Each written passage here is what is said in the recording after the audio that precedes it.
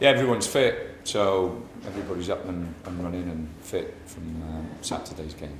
Nothing new at all, anything? No, we're fine. We've got a full squad. You built up momentum, particularly at home in recent weeks. Moving the camp must be. How's it compare now compared to what it was 4 or 5 weeks ago? No, it's always been good. Even when I first come into the football club, they're a good group of lads, and they get on well with one another. There's been a lot of changes. Obviously, I think there's about 13, 14 players have left the club as well. So there's been quite a few changes as we've gone along. But the spirit in the camp has been very good. It's not easy for new signings to blend in, but you can't get much better for particularly two of the signings who scored on Saturday. Well, the big worry is that they don't hit the ground running, and it takes time to settle. And obviously in the position we're in, we don't, we haven't got a lot of time for them to settle in. So, it's nice that Joe and Incy scored and Scott played in a winning team. So, no, we're pleased. Are there things you can do as a manager, do you think, to help those players bed in quickly, or is it just out of chance? No, I think it's what the dressing room is like as well. It's the senior group of players that have been at the football club for a long time. As I've said, they've got promoted last year. They've got a good spirit within the group. So they usually are the ones who will help new players, come into the pack and feel comfortable. Excellent finish by Thomas Ince. Could you see a time when he operates more centrally, more directly down the middle? He did. That's where we played him Saturday. We played him just beyond Shea. And do you see him playing there? Well, I think he's got the ability to play in any of the front positions. He could play up front by himself. He's a clever player. He's got good feet, and his movement's very good. And so I could see him. He could play right across the front line.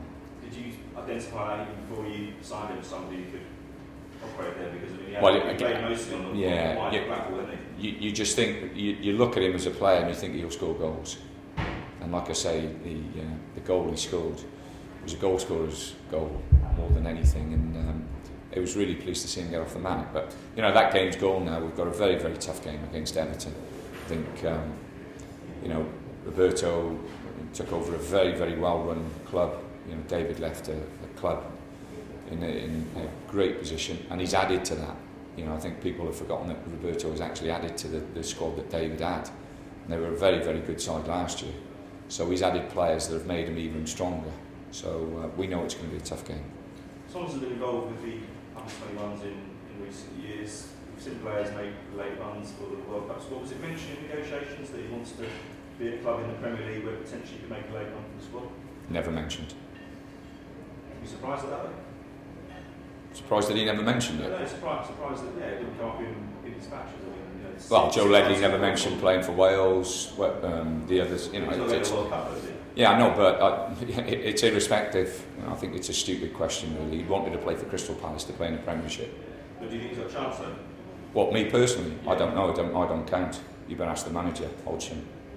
What about? Has it been frustrating with the run you've been on? You've not put more distance between yourself and the bottom three. Is it going to be the tightest relegation battle ever, do you feel? Well, I think if you look at the table and see how many clubs are involved in it, there's 10, 12 clubs who are involved in it. It's just keeping your nerve. It's playing every game, and if you win the game and pull away from it a little bit, don't get carried away. If you lose a couple of games and you get dragged in, then again, don't get too down and too despondent. I think the important thing is that everybody in the club, from when I walked in, knew straight away it was going to be a fight. And it'll be a fight to the end, and that's what we've got to do. We've got to fight and scrap to get over that line, and we'll do that. The players here have done it. If we're good enough to do it, brilliant. But it won't be from lack of effort and commitment if we don't. You mentioned Everton just there. Are you surprised at how Roberto Martinez has been able to build on what David Moyes did? As you say, a good squad as it was and in a good position. No, it's. I think Roberto's made, like I say, he's spent some money and really has added to the depth of the squad, and I think that that's shown by their results. It's no surprise to me that they've done so well, because, like I say, I think he's picked up a football club that has been run for 10 years in a very, very professional manner. I think David did a fantastic job at Everton. Not not just on the pitch, but the way the club is organised and the way the club is run. And Roberto has found himself in a very, very good position. You've been linked with Fabian Johnson at Hoffenheim the last couple of days. Is there anything in that? No. Can I ask you about Yaya Toure? I'm surprised that the FA didn't make any charges. Is the big club getting decisions again? Again, absolutely nothing to do with me. Ask the FA. Everton have got problems up front at the moment. Does that make your life? Well, you say they got problems up front. I thought Morales played ever so well. They got Toure on the bench that they've just brought in from Monaco as well, that they can play. They've got players there. They're top players, and as I've just said, he's added to the squad that David left behind. So they're a good. We've watched 3 different tapes of Everton games, and they've got some excellent players, some very, very good players, and they are where they are because they're a good team. And Roberto Martinez has said that Everton are hurting from Sunday's result at Tottenham. Does that make your lives more difficult? It's always, you always want to bounce back if you've had a defeat. I watched the game. I thought they played. I thought it was a very, very open game. It was, they were most probably the better team first half, by a distance, and they had the opportunities and the chances which they didn't take, and then Tottenham get theirs, and that's again, with the big clubs, they've got great players at the top of the pitch, who out of nothing can score goals, and that's what he did. You've spoken of the importance of your home form. You've had a few significant results on the road as well. How pleased have you been with your away form? No, the away we've most probably played better than our points tally has shown. We played really well at quite a few of the bigger clubs, and have not really taken the opportunity and the chances that would have enabled us to have picked up more points. But it's all on. Your man just said now. There's so many teams involved in it. It's all on. It's most probably going to go right to the wire. Some of the teams involved in the scrap beneath you in the table are saying, "Look at Palace, look at the run what they've been on. We can do that." Well, we took over in a very difficult situation, and the run that we've been on has been absolutely fantastic, but it's only taken us 3 points above the relegation zone. So we have to maintain that, and as I've just said, I'm not concerned about what other people are doing, what they're not doing, what they're saying, politics here, politics there, all this stuff. I'm just concentrating I'm trying to concentrate on what I can affect, and that is the players I've got, the team I manage, and everything else around me and outside of me I don't give a damn about, really.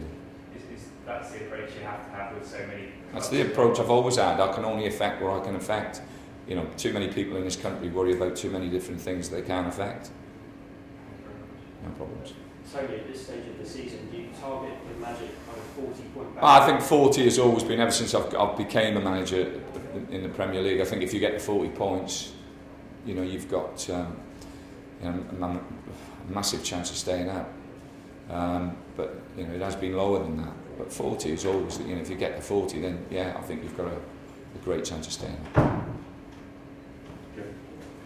Tony, you said last week that you wanted more goals. Tom Ince and Joe Ledley couldn't have got their Palace careers off to a better start? Yeah, as we've just said, I think that for the two of them coming into the club, to make their debuts and score, it helps them, get their feet under the table quickly. But that game is gone now. It's very important that we concentrate on the games ahead of us, and we know it. We've got tough games coming up. I guess you must have watched Everton's performance at Tottenham. What have you made of this season as a whole? No, like I've just said, he's a very, very fortunate man to have taken over a club that has been professionally run for 10 years. I think David, really run that club the way football clubs should be run. And he's come in and he's added, I think people haven't mentioned that Roberto has added some real quality to that as well. And he's made some good signings. So they're strong, they're a stronger team, or a stronger squad than what they were last year, and they were a decent side last year. Yeah, they don't really let up from the first to the last minute, do they? Players are going to have to be at their best. Well, we know that, the top 6 or 7 clubs in the Premiership, if you're not at your best when you go there, then you're in trouble. So we have to make sure that we concentrate on what we're doing, play to our strengths, and really be aware of what they've got, and that's what we'll do. But you know, today we'll spend most of the time talking about what we can do and how we can do it. You've won the last 3 at home. Can you start turning some of these good away performances into points? Well, we need to. We need to get points away from home if we're going to stay up. That's without a question of a doubt. We've got some tough fixtures away from home, but we need to get points away from home, not just at home. On Saturday at 2-1, Julian Speroni pulled off a really good save, which was probably arguably as important as any of the goals. He's not going to give up his number 1 spot easily, is he? No, Julian's been brilliant, and bringing Wayne in was what I wanted to do. I think you've got a very experienced goalkeeper in Julian who's had a good season, but we needed a younger one and someone of the quality that would push Julian and hopefully push him to performances like he put in on Saturday. The biggest cheer on Saturday was when Glenn Murray came on. That was a big boost for the fans. Was it the same for the players? Murray's again an important part of the squad, important part of the group, and he scored a lot of goals last year in the Championship. And to have someone like that come off the bench, not just for the supporters but the players on the pitch. The players on the pitch believe he can score goals, so it helps. I think I counted 8 players who have been involved in recent weeks who didn't manage to get on the bench. Is it difficult keeping all the players happy at the moment? Well, one of the big things that has changed in management, I think, over the years is the fact that the squad, how many players are carried now by clubs, and how many senior players you have to carry, and you have to name and nominate 25 players. You can only play 11, so there's more players unhappy about, or should be unhappy about, not playing than players who are starting.